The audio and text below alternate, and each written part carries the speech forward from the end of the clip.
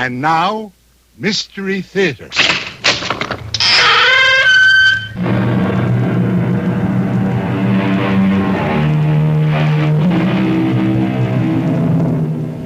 Come in. Welcome. I'm E.G. Marshall. We call a concept fantasy when it fails to fall within the pattern experience has led us to expect. Fantasy, then, is unnatural, supernatural, if you like, because the road it takes is heretofore untraveled. Considered in that light, this adventure of Ralph and Wilma Albertson's is fantasy. Ralph and Wilma have had their fill of the city's turmoil. Some years ahead of the customary retirement age, Ralph is leaving his post at the university as professor of American history to write a book on the development of the New England states. He and his wife are about to depart on a meandering tour of New England in search of a home in which he may work congenially. Ralph, will you come and sit on this suitcase so I can get it close? Well, if you didn't feel you had to take a lifetime supply of everything... A little harder. Phew. Well, if you'd make up your mind where you want to go, I'd know what to pack. Don't you have any idea where you want to end up? Well, we'll travel the back roads, move and when and where whimsy directs. Well, that's all very well, but where are we going to get to? Some backwater town where they still think the world is flat if I have my way. What you're looking for is a ghost town. Well, if the ghosts are quiet and mind their own business, why not?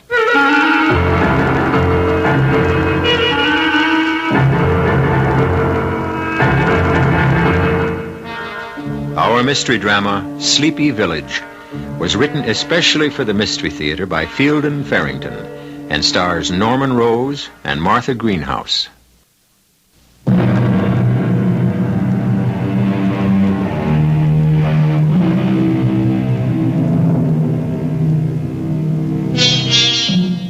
There are few places in the world better designed to encourage wanderlust than the northeastern section of the United States, especially in early autumn. Ralph and Wilma, half forgetting the real object of their quest, find themselves at mid-morning in the mountainous wonderland of Vermont. I can taste the color, Ralph. Can you imagine this country before the white man got his gadget-building hands on it? Well, there haven't been any gadget-building hands messing around with this section much. If they hadn't put a little blacktop on this road, I'd still call it a wagon track. Cow path before that, more than likely. Do you expect to find a town on this road? I don't know, but if I do... Hey, we just passed a sign. Stop the car. If there's a town around here, we don't want to miss it. Well, I'll back up. Now, what's it say? It's half hidden behind that bush.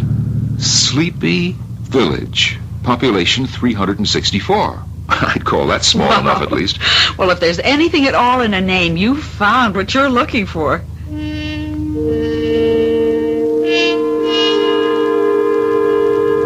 Can't call it a ghost town. It's got people in it. I saw at least 3 men hanging around outside the barber shop. Oh, yes, and they saw us, too. I think it's just about the most beautiful little town I've ever seen. Well, now, I'll remind you that you said that. Wow, that must be the town hall. You know, I don't see a real estate office. Are you serious? It's a perfect little gem of a town, Ralph. Let's park and ask somebody. The town's only about 4 blocks long. I'll wait here. You go ask one of those men in front of the barber shop. Okay. Oh, you know, you look like an awful city slicker. I am a city slicker. Excuse me. I wonder if you might tell me where to find a real estate dealer? Fella sells houses and all? That's right. Man you'd want to see, I expect, would be Ellis Perkins. He's the mayor. Oh, where would I find him? Well, it's right over yonder in the village hall. It might be there. Might not. Well, I'll have a look. Thank you very much. We have to see the mayor. The mayor? Mm-hmm. He must sell real estate on the side.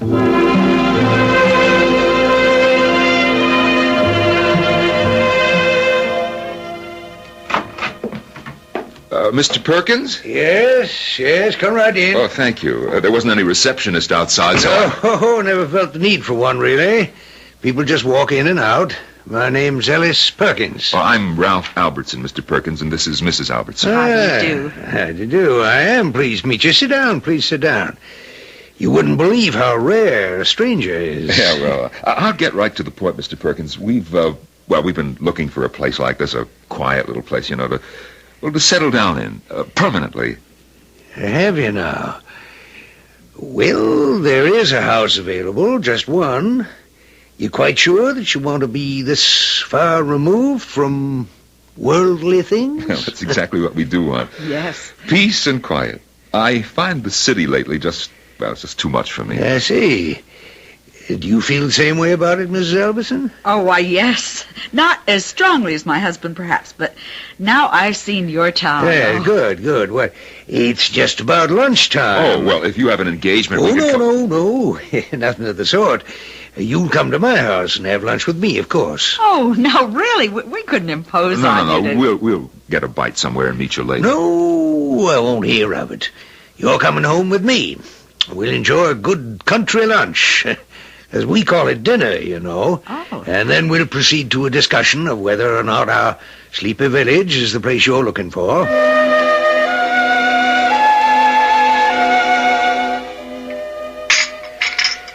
Oh, dear.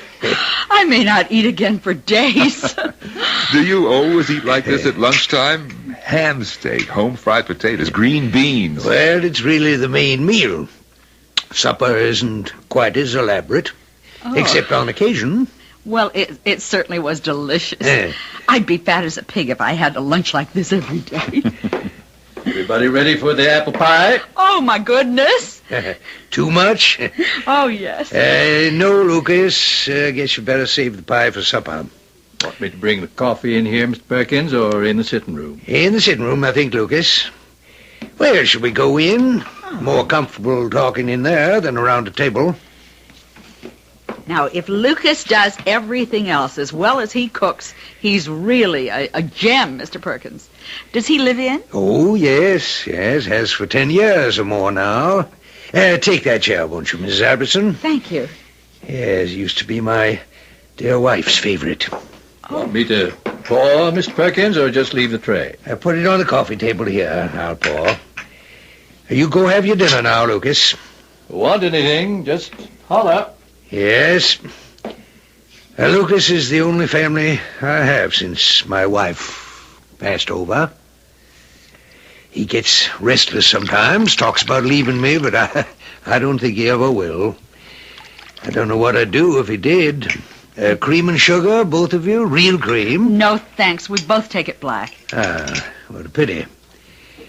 Well, now, let's get down to the business of finding out whether or not you and Sleepy Village would suit each other. Well, the town suits me fine. We'll have to look at the house, of course. Oh, yes, of course. What is your profession, Mr. Albertson? I was a college professor, American history. Oh. But I decided to leave that and, work on a book I've had in mind. Good, very good. The village could use a good historian. Interesting history this place has. You'd be fascinated. Yes, I can imagine. Lucas makes good coffee, too. Well, now, I don't mean to pry, but are you people who have a great many friends? That is, to whom old friends are terribly important? Oh, well, we have an average number of friends, I suppose, although I can't see what... Well, living in an isolated place like this might be... Well, if we miss them, we'll ask them to come and see us. Yes. But you are looking for a place where you can get away from people, and I assume that includes friends as well as strangers. Mr. Perkins, I don't understand what difference all this makes to you. Oh, I'm sorry. I hope I haven't offended you. It's a very small village, Mr. Albertson, and, the relationships are very close. Intimate, you might say. We find we have to make sure we're getting the sort of people who will blend. Oh, I see. A sort of gentleman's agreement. Is that what you mean? Oh, no. Nothing like that at all, no. Nothing whatever. It's just, Well, now, how can I make you understand? It's just that come-ins and go-ins upset our people terribly. We can't have people moving in and then just packing up and moving out again. It's, well, that's quite impossible. I think perhaps the best plan would be not to move in the first place. Oh, dear. I've done this very badly. I've given you the wrong impression altogether. Ralph, don't you think... Well, it's such a sweet little place, and maybe the reason we like it so much is that Mr. Perkins does make sure he has the right people before going on with it. Not just anybody would fit in here, you have to admit that. Would it help, Mr. Albertson, if I said I'd be very happy indeed, to have you and Mrs. Albertson come and live in our community? There. You see, Ralph? Well, all right, at least we'll look at the house. Splendid. Well, I'll go and make the arrangements right now, before you have a chance to change your minds. I'd just like to make a phone call, if you'll excuse me. Please help yourself to more coffee. Wilma, didn't you think that was a bit much? Well, except he's right. A little village like this is quite a different proposition from a big city. It wouldn't be a good thing for either the villages or us if we moved in and then all hated each other. I suppose not, but it's very strange all the same. Oh, Lucas, I was just telling Mr. Perkins the coffee's up to your standard. Very good. May I speak to you in confidence? What? Well, yes, of course. Have you decided to stay? Well, nothing's been settled yet. Mr. Perkins is making arrangements now for us to see the house. Oh, but that don't mean, does it, that you're dead set on staying? Oh, no, of course not. The house may not be suitable at all. Although I'll be surprised if it isn't. Well, if it does work out so that you can't stay, I'd like to ask you... Wait just a minute. Can't stay? Well, I mean to say, if it works out so as you don't, I'd be most beholden to you if you'd let me come with you when you go. Oh, well, of course, if you want to ride, we'd be perfectly willing to take you along. But Mr. Perkins was just saying... Oh, he don't want me to go. I know that. But it's not fair, is it, to keep a man against his wishing? I'll talk to you again after you've... I'll talk to you later on. All right. Don't tell Mr. Perkins we spoke. Huh. Well, that was pretty spooky, wasn't it? Yeah, I think Lucas has been watching too many late movies. You know, this whole setup seems... I don't know. We'll see the house, at least. Oh, we're going to like it, Ralph. It's going to be just what we're looking for. Well, splendid. Couldn't have worked out better. Oh, I know you're going to love it here. Mr. Perkins, when can we see the house? In due time. What do you mean, in due time? Well, what I arranged for just now on the phone was for you to meet the village fathers. It was a lucky thing. They're having a meeting anyway this afternoon on another matter, and... Why should we meet the village fathers? Oh, didn't I mention it? Well, you'll have to appear before the village fathers before you can consider settling in Sleepy Village. You'll have to be approved.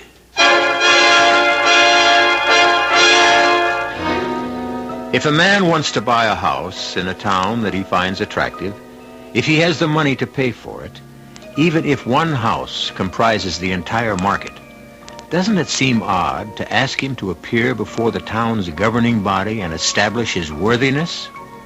But Sleepy Village is a place of many, many odd characteristics. We'll encounter more of them when I return shortly with Act 2.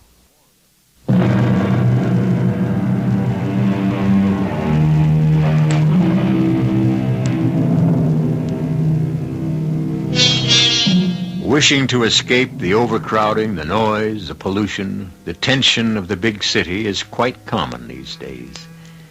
But perhaps there is such a thing as going too far in the other direction. Ralph Albertson is beginning to think that's just what he and his wife have done. They found a place aptly named Sleepy Village, but the mayor, Ellis Perkins, has told them that they must appear before the village fathers and be found acceptable before they may consider settling down. Of all the nonsense I have ever been subjected to, this has got to be the most ridiculous. Unusual, perhaps, Mr. Albertson, but not ridiculous. There are elements involved here that I'm not free to explain to you at this time. Wilma, let's get out of here. Oh, Ralph, not before we see... Before we what? Appear in supplication before a bunch of small No, I won't do it, Wilma. You'll be treated with the utmost dignity, Mr. Albertson. Please believe me. What have you got going on here, Mr. Perkins, that you're so careful about? I mean, you don't screen people like this unless there's something going on that you can't afford to let become generally known. Well, you're quite wrong about that, Mr. Albertson. We're very proud. I don't see why you have to be so suspicious, Ralph. They just want to make sure we're compatible. Exactly. She said it exactly, Mr. Albertson. And we have nothing to lose. Wilma, are you really so taken with this place? I guess I really am. All right. All right, for that reason and no other, I'll talk to your village fathers. But don't either of you expect me to get down on my knees.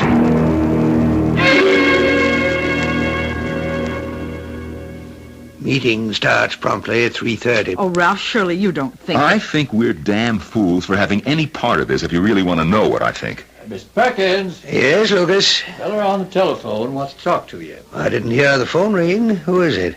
Wouldn't tell me his name, just said it was almighty important. I told him I'd tell you that. Oh, dear. I mustn't be late for the meeting. Well, I won't be a minute.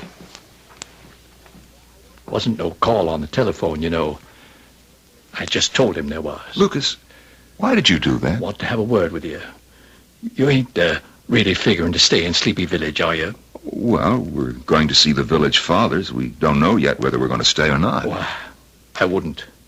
Indeed, I wouldn't, Mr. Albertson, if I was you. Why not, Lucas? Lots of reasons. Well, if it turns out you don't have to stay, you promised to take me away with you, remember? What do you mean, if we don't have to stay? Well, the way it works out sometimes. Oh, here he comes. I better get... Lucas, there wasn't anybody on that phone. There wasn't? No, there wasn't. Was when I talked to him, that's all I know. Well, no time to worry about that now. Are you ready to go? As ready as I'll get, I guess.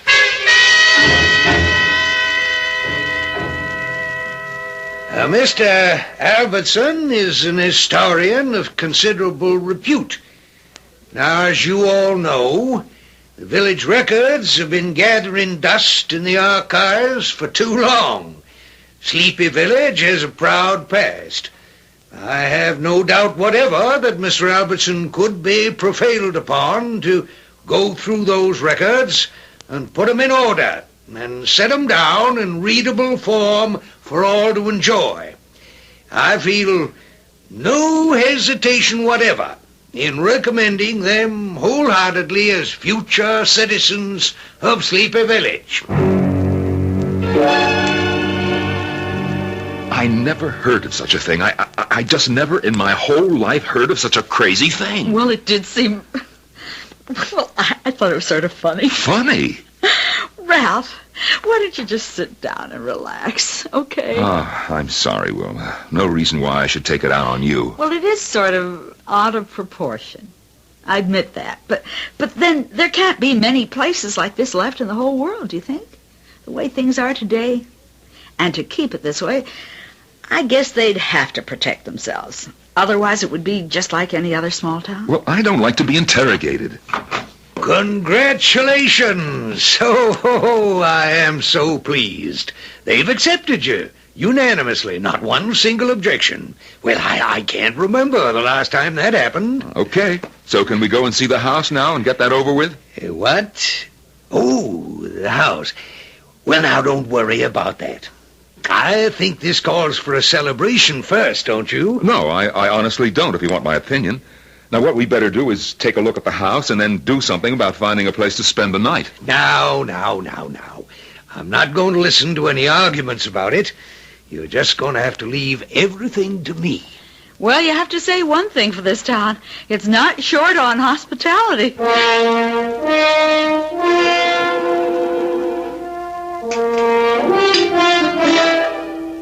Mr. Albertson, I know that today has been an upsetting experience for you, appearing before the village fathers and all, but that's all in the past now, don't you see?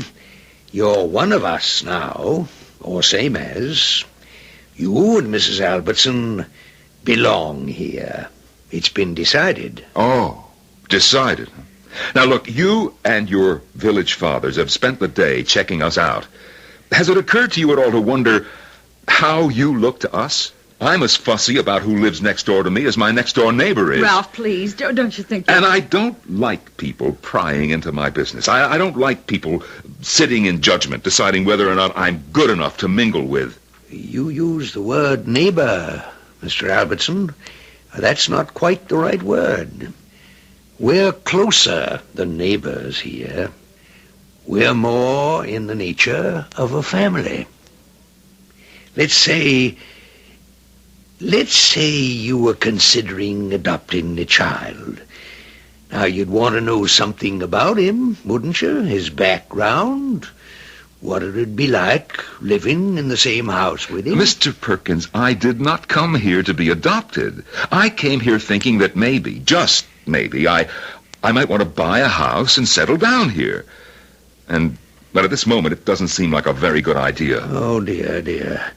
Mrs. Albertson, you don't feel the same way your husband does, do you? Not as strongly, I guess, but I can see his point. Well, it'll work itself out. Would you two care for another sip of brandy before bedtime? No, thank you. If we're going to find a motel with a vacancy, I think we'd better start looking right now. Oh, no. That won't be necessary. Nearest motel that I know of, it's just the other side of Morebury anyway, and that's close onto a 50-mile drive. All the more reason for starting now. And my guest room upstairs is a good deal more comfortable than any motel room you're apt to find around these parts. Mr. Perkins, I really do appreciate your hospitality. I don't want you to think that I don't, but... Look, I'm sorry, but this is nonsense. This just isn't the way things are done. You'll find that things are not done in Sleepy Village the way they're done outside. Really, Mr. Albertson, we're exactly what you came looking for. And now you're resisting it. Why? If you can believe that such a place might exist, believe it strongly enough to set out on a journey looking for it, why do you find it so difficult to believe that it does exist once you found your way to it? You know, he's right, Ralph. There's just something creepy about it. All right, we'll spend the night here. Mr. Perkins, I'm sorry if I've seemed rude, but no, it's very kind of you, I'm sure.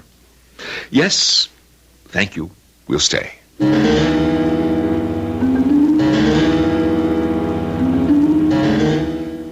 Lucas? Oh, Lucas? Yes, Mr. Perkins. I was just about to go on upstairs to bed. Come in here for a minute, please, will you? I want to talk to you. Oh, sit down, will you? You don't have to act like a servant. Well, as long as I am one, reckon I might as well act like one.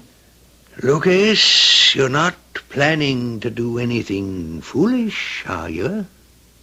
I don't know what you mean, Mr. Perkins. You remember the Collinses? The night they spent here before they moved into the old Bradley place? Oh. And I wouldn't want a repetition of that. The Albertsons have seen the village fathers and been accepted. It's all settled. You'd be very unwise to interfere.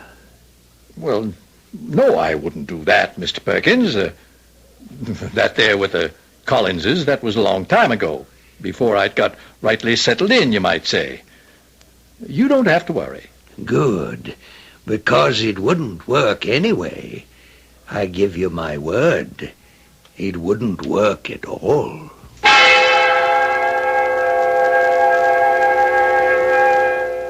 Wilma, I suppose you think I've overreacted, but this is the damnedest thing I ever heard of. Yes, but it's kind of sweet. Don't you think, Ralph? I might think so, yes, if it weren't for the village fathers and their interrogation. I didn't like that, Wilma. No, but once we're part of the village. I still won't like it. I'm not at all sure yet that we're going to be part of the village. I have a feeling, though. No, there's more to this than old Perkins has told us. I don't know, there's some kind of a catch. I get a wrong feeling. What was that? House settling. Or somebody knocking at the door. Somebody knocking? Yeah, I'll see who it is. Oh, yes, Lucas. I have to talk to you. Well, we're all ready for bed. Can't I wait until morning? Oh, I got to get it settled tonight, Mr. Albertson. If I can, I got to. Can I come in and shut the door? It's okay, Ralph. Okay. All right. What is it, Lucas? You folks don't really want to stay in this place, do you? Well, we haven't decided yet. We haven't seen the house. We like the town, all right. But, of course, we can't decide anything definite until we've seen the house. House ain't got nothing to do with it, Mrs. Albertson. Nothing whatsoever. Of course it has. We'd be living there. Lucas, do you have something to tell us? Is there something about this place that we ought to know before we make up our minds? It sure as shooting is. But I don't know if you're going to believe me when I tell you. The Collinses didn't. Collinses? Last folks come looking for a house to live in here before you. Been, 8-10 years now. 8 or 10 years since anybody's been here asking about a house? Out-of-the-way place, this, more'n you know. You don't just stumble onto Sleepy Village. You got to be, I don't know, led, I guess. I told the Collinses that, but they wouldn't believe me. No, wait a minute, Lucas. Led by whom? Well, I couldn't say. I asked the Collinses to take me away with them, too, but they didn't go. They stayed. Still here. Always will be now, of course. I can't understand why you keep asking people to take you away with them, Lucas. I mean, if you want to leave Sleepy Village, why don't you just leave? Oh, no. Well, it wouldn't work. It wouldn't if I tried it all by myself. I think you ought to make up your mind to get out of here, Mr. Albertson, not just so as you can take me with you, but for your own good. Maybe they'll still let you go. Let us go? Well, damn well let us go if we want to go. I sure hope so. We could still leave tonight. Better chance to get away after dark than in the daytime. Now, look, you're going to have to explain that, Lucas. If you want us to take you away with us in case we go, well, you're going to have to tell us what is going on here. Well, they're all dead, you know. Not me. I don't think. But all the rest of them's dead as dead can be. Been dead for years. A village full of dead people? People who walk the streets, speak with a down east accent, overeat at dinner time, quarrel, behave, in other words, as we expect living people to behave? Well, to clear that one up, it would be necessary to define death, which would involve defining life. Would you care to try? Perhaps the definitions will be forthcoming when I return shortly with Act 3.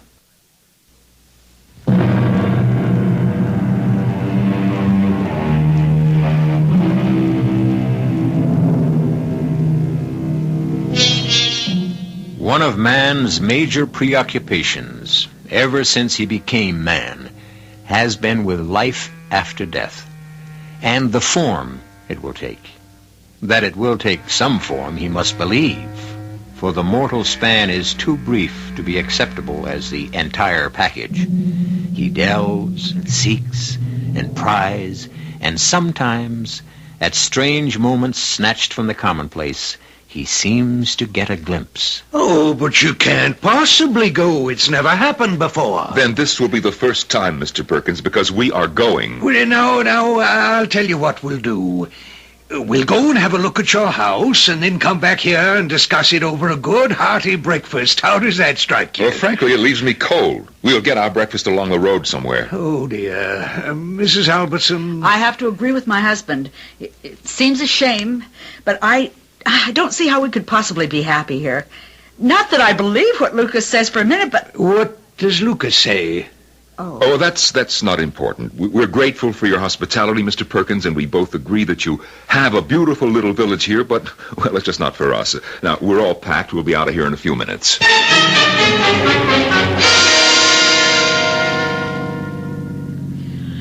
Oh, it's going to be hard.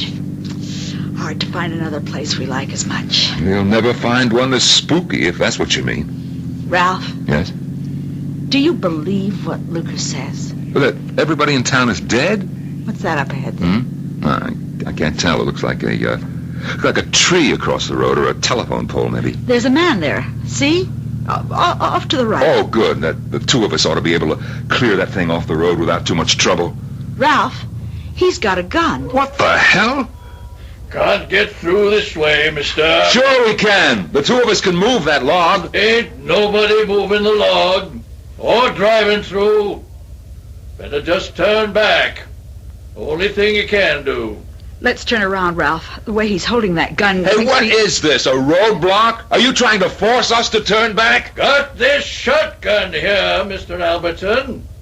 Sure hope I don't have to use it.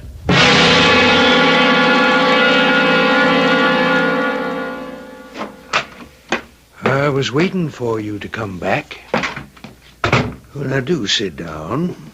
I know you're angry. Angry? You don't know the half of it. Oh, dear, dear, dear. Well, I intend to explain everything. You mentioned earlier that Lucas told you something, Mrs. Albertson. Do you mind telling me what it was? What did he say? He said you're all dead. He said everybody in the village is dead, except him. Yes. Well, he is too, of course. What are you talking about? Oh, it's quite true. We're all changed over. We're all dead, if you want to use that word, although, as you can see, it isn't accurate. We've finished with the life you're experiencing now and gone on to the next. Oh, cut it out, Perkins. Ralph, you wanted him to explain? Thank you, Mrs. Albertson. It isn't an easy thing to give credence to in the beginning, I know. Continued existence after what you think of as death is as natural as your having been born in the first place. People are not simply extinguished when they finish the first phase. Well, I'm sorry, Mr. Perkins, but I just don't buy it. Why would you want us to settle in your village? We're not dead. Two living persons in a village full of dead people. Why? Well, Sleepy Village is not the place you drive to. It's a place you think yourself into when you're sufficiently repelled by the society, the circumstances, which is to say the life in which you find yourself trapped. Then you find your way to Sleepy Village. Once you've done that, you become candidates for residence. Then what you mean is Candidates for death. Is that what you're trying to tell us? Well, now, it isn't death as you think of it, Mr. Albertson.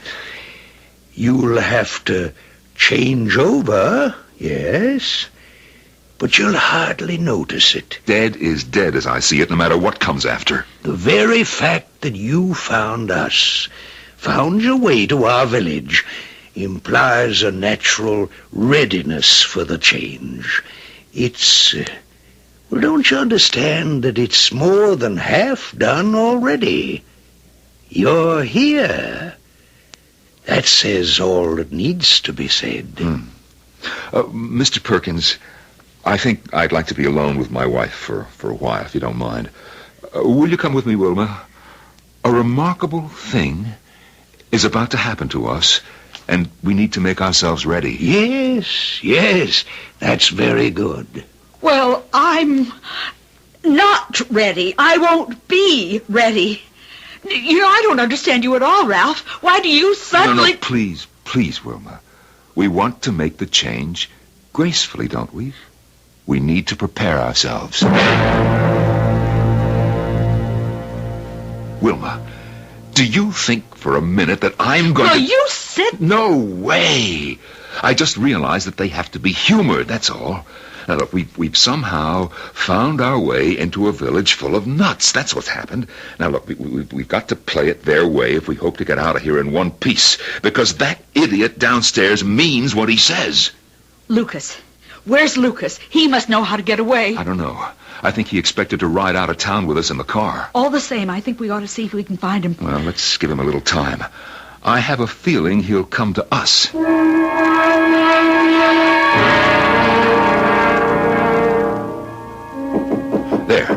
There, that'll be Lucas. Lucas, come in. Where is Perkins? Went out a while back. I waited a few minutes before I come up just to make sure he wasn't still snooping around.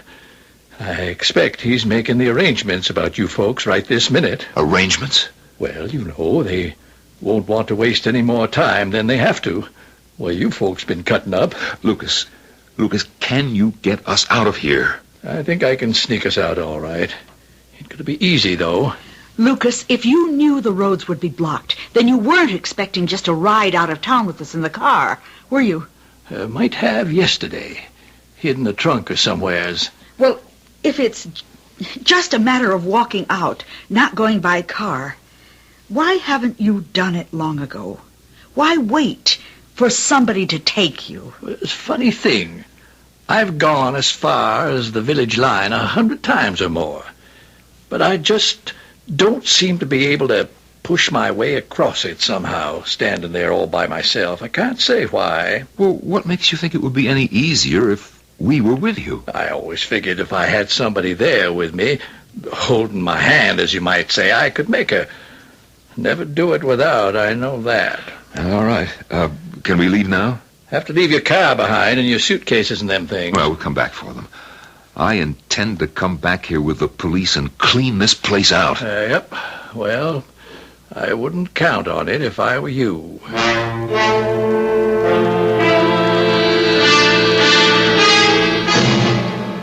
Now, just walk along natural, talking and going on like I was showing you around. Here's how we'll do it. We'll go over and cross the line right in back of the church.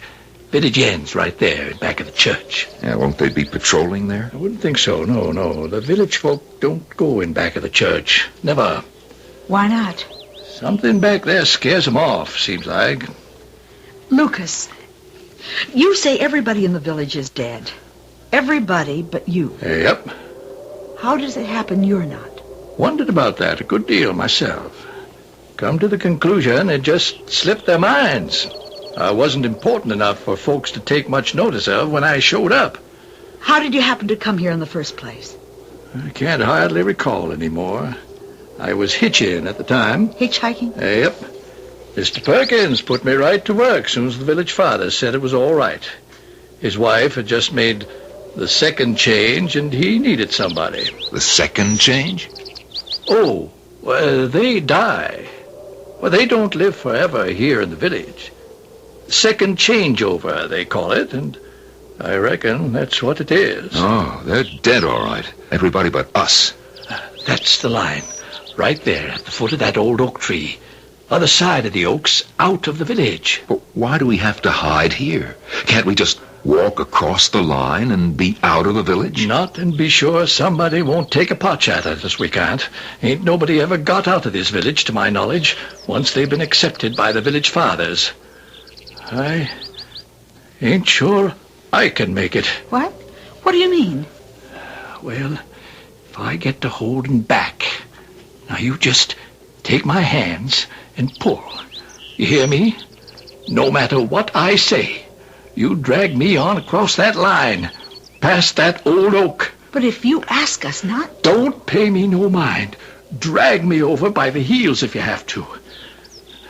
Well, time to go, I reckon. Here, take me by the hands, both of you.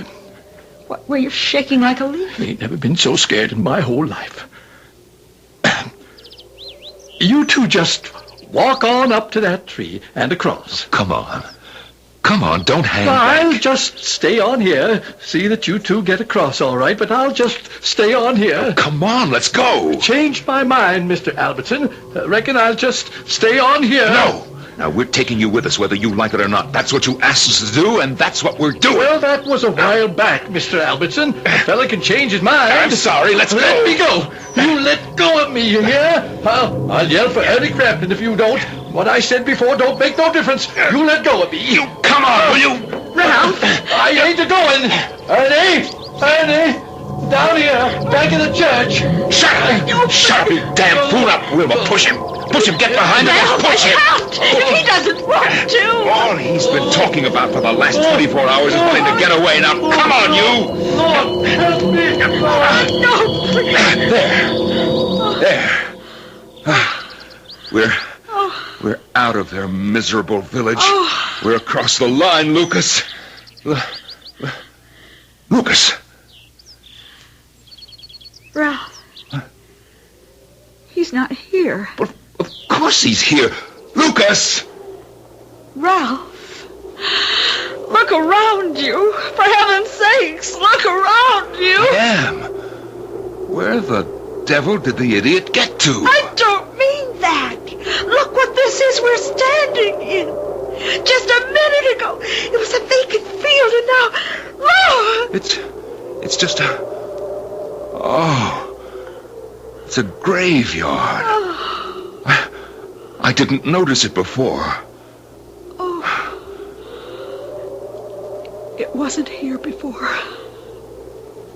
Ralph. Read that.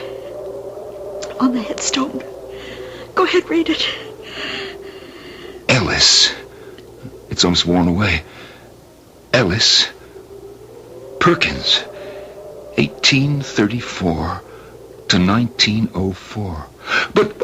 And this one, over here. Lucas Madison. 1897 to 1963.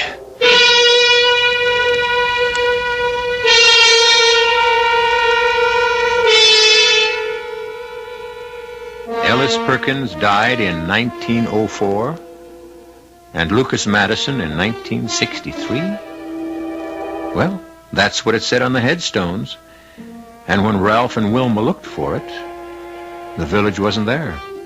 They found nothing but wasteland and an old church, crumbling from age and disrepair. I'll be back shortly.